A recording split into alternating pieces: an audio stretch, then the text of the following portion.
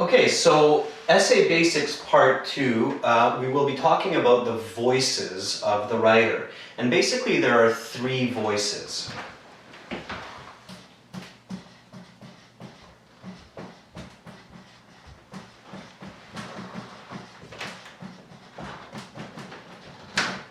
Now, the first voice is called first person.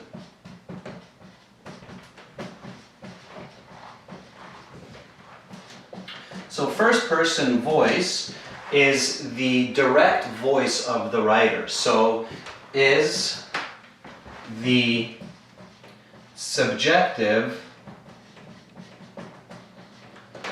voice of the writer. Basically, this means that the writer is talking from their own perspective, from their own view, the way that they see the world. So it's no surprise that in the first person voice, you have to use things like I, me, and myself. So it uses I, me, my, myself. And first person voice, maybe you recognize now that this is the voice of IELTS Task 2. So in IELTS Task 2, the question asks the writer to explain and support opinions from your opinion. When you see the word you or your in the question, it usually means that the essay needs a first person voice, so using I, me, myself. So here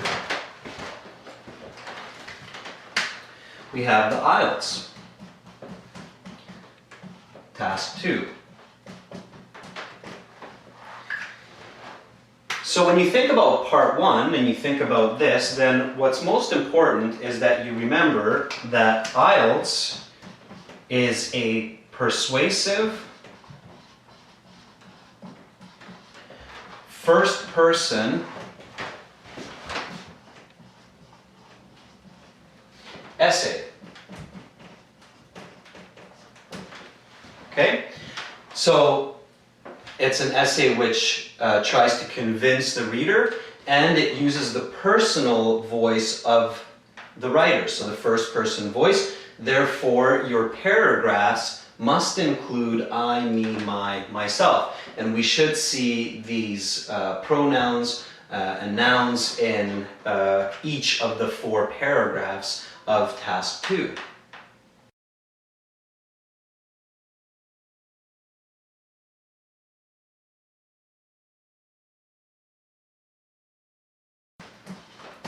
So, no surprise, the second one is called second person voice. And second person voice speaks directly to the reader. So, it addresses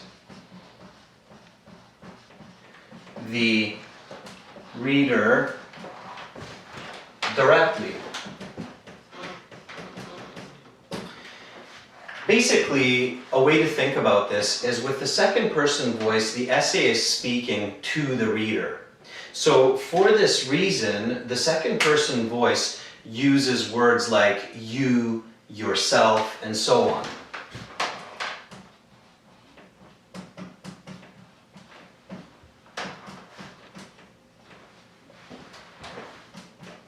Yourself and your. Now, in speaking, we often use the second person voice. So even when we're talking about ourselves, we keep saying, you should do this, you should realize that, you know this, you must see this. And in the speaking section of the IELTS, that's okay. But in the writing section of the IELTS, that is not okay. The second person voice must not be used in Task 1 or in Task 2. It is very strange because you don't know who your reader is. The second person voice is usually used by authority, so it's used by teachers, by bosses, when they don't care about who the reader is, they're giving instructions like you have to wear a tie to work, okay? But for the IELTS and for university, the second person voice is very, very rare, so be very, very careful. Many, many times I see students use you in their task 2, and that is a big mistake. So do not use you in IELTS task 2.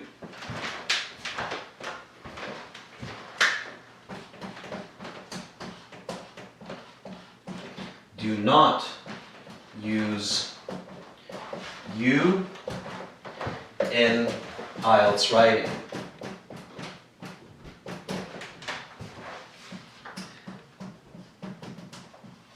This is very important, so make sure you remember this when you're practicing, when you're correcting your writing. If you see the word you have to change it to something else. People, others, students, I, but it must not be you.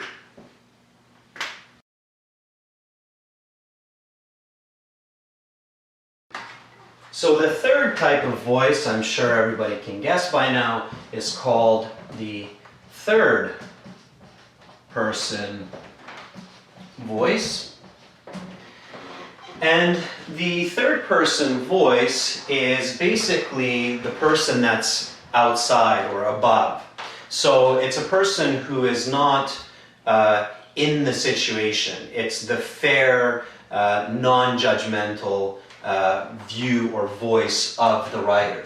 So we call this the objective,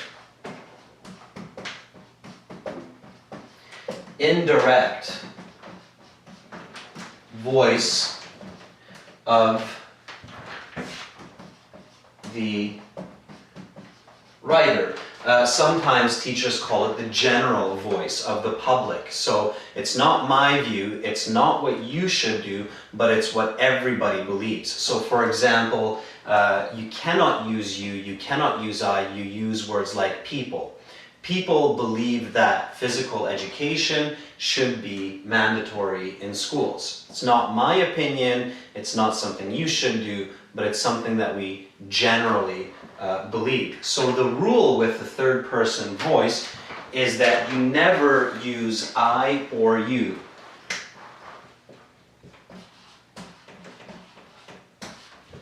Never use I, you, me, yours. Basically, a simple rule to remember with the voices is that you must never mix them. So if you have a first person essay, the whole essay should be first person.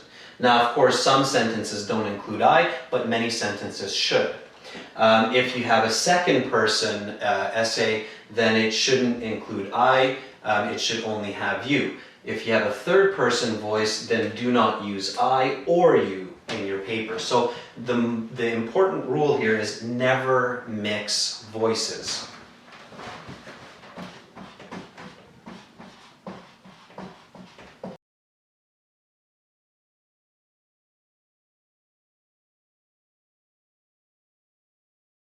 So never mix these voices.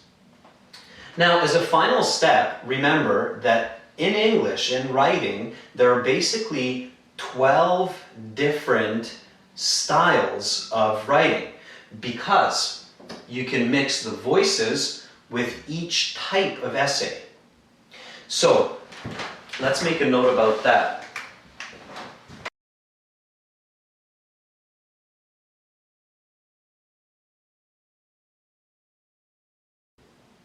Now for university, again, remember that the most important will be persuasive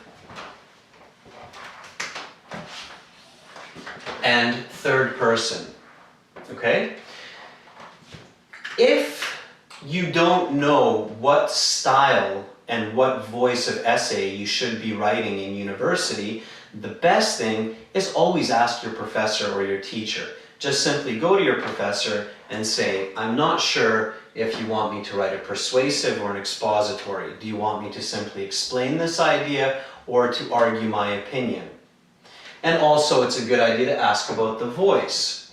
Is it okay to include personal opinions in this essay, which is first person, or should I just write a general voice that's based on research, which is third person?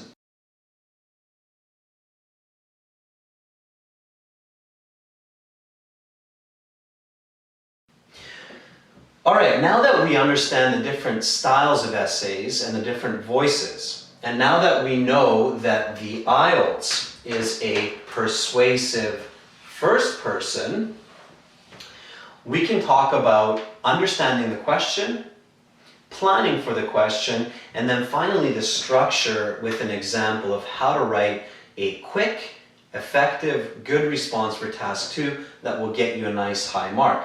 Again, please remember that you can find out a lot more and practice a lot more at www.aehelp.com.